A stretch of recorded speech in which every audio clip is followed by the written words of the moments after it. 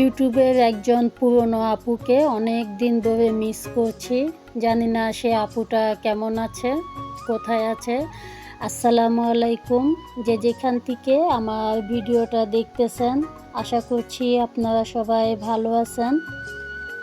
আমার ইউটিউবের পুরনো আপু ভাইয়ারা এবং আঙ্কেল আন্টিরা, সাধারণ দর্শক যারা আমাকে সাপোর্ট করেছেন, আপনাদেরকে অসংখ্য ধন্যবাদ জানাই।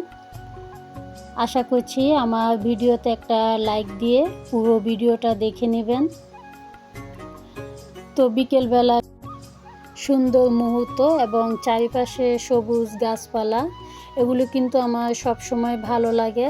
আমার ভিডিওতে হয়তো আপনারা দেখতে পান, জানি না আপনাদের কাছে কেমন লাগে আমার ভিডিওটা। তো এখন তো সময় বিকেল, আর সন্ধ্যাও হয়ে যাচ্ছে। এটা হচ্ছে তারপরের দিন, কথা বলতে বলতে রান্না করতে চলে আসছি। তো যে আপুটার কথা আমি বলছি, আমি যখন ইউটিউব চ্যানেল খুলেছিলাম, সে আপুটা কিন্তু আমাকে সাপোর্ট করেছে, আমার ভিডিও প্রায় সময় দেখতো। তো হয়তো নাম বললে অনেক আপুরা চিনবেন, যারা এখনও পর্যন্ত আমার পরিবারে যুক্ত আছেন। ওনার নাম হচ্ছে তামান্না, নিশ্চয়ই আপুরা চিনবেন। তো ওনার চ্যানেলের নাম তামান্না কুকিং অ্যান্ড ব্লগ।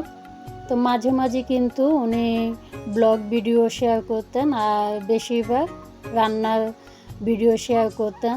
জানি না সে আপুটা অনেক দিন ধরে ভিডিও দিচ্ছে না কেন। উনি কিন্তু ঢাকাতেই থাকেন। তো আপনাদের সুবিধার জন্য আপুটার এই যে চ্যানেলটা আমি স্ক্রিনশট দিয়ে আপনাদের সঙ্গে শেয়ার করছি। তো যে উনি ঢাকাতে থাকেন যেহেতু, আর কিসের জন্য উনি এখন ব্লগ ভিডিও দিচ্ছে না, হয়তো অনেক আপুরা জানতেও পারেন বা নাও জানতে পারেন। ঢাকাতে যারা আছেন ওনাকে হয়তো অনেকে সাপোর্ট করেছেন। আর উনি লাইভ যখন করতেন, অনেক পরিচিত আপুরা ওনার লাইভে যুক্ত হতেন।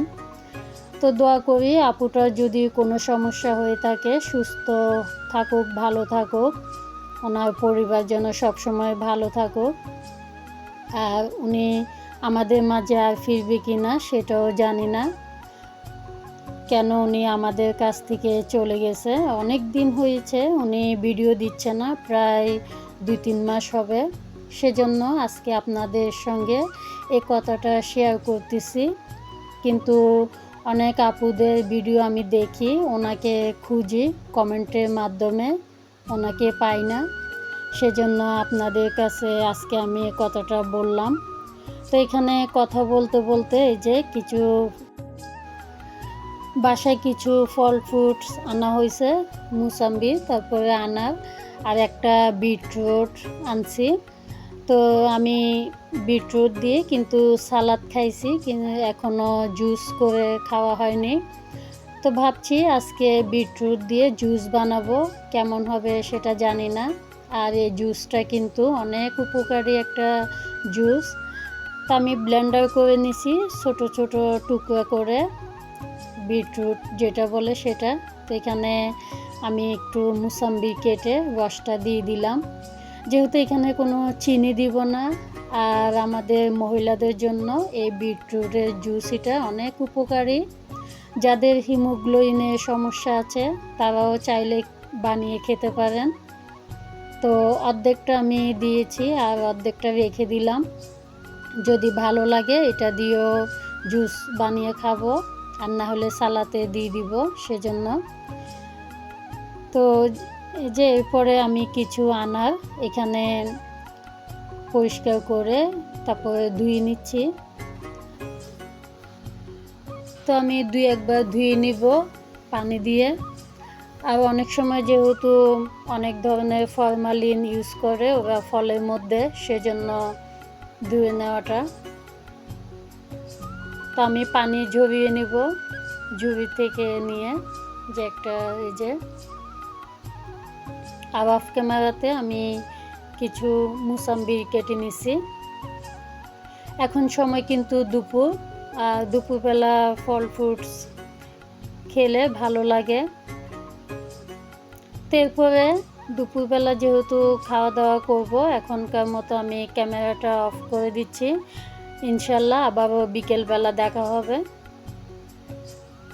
কথা বলতে বলতে চলে আসছি এই যে ছাদের মধ্যে। বিকেলবেলা কিছু গাছের যত্ন করব। এখানে আমি সবজি কুটার পানি এই যে আমার সবজি গাছে দিয়ে দিব, আর অনেকগুলো পাতা এখান থেকে ছেটে দিব, যেহেতু নিচের পাতাগুলো একটু হলুদ টাইপের হয়ে গেছে সেজন্য। আর আমার কাছে অনেক ভালো লাগে সবজি গাছ লাগাতে এবং পরিচর্যা করতে। তো আজকে আমি এখানে কিছু সার দিয়ে দিব, জৈব সার যেটা বলে। মাটিগুলো এই যে একটা কাঠি দিয়ে আমি আলাদা করে নিয়ে তারপরে সার দিয়ে দিচ্ছি গাছের গোড়ার মধ্যে।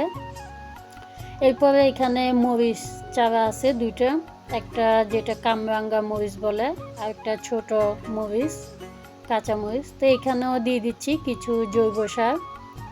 তা আমি কিন্তু অনেক যত্ন করি এগুলোকে।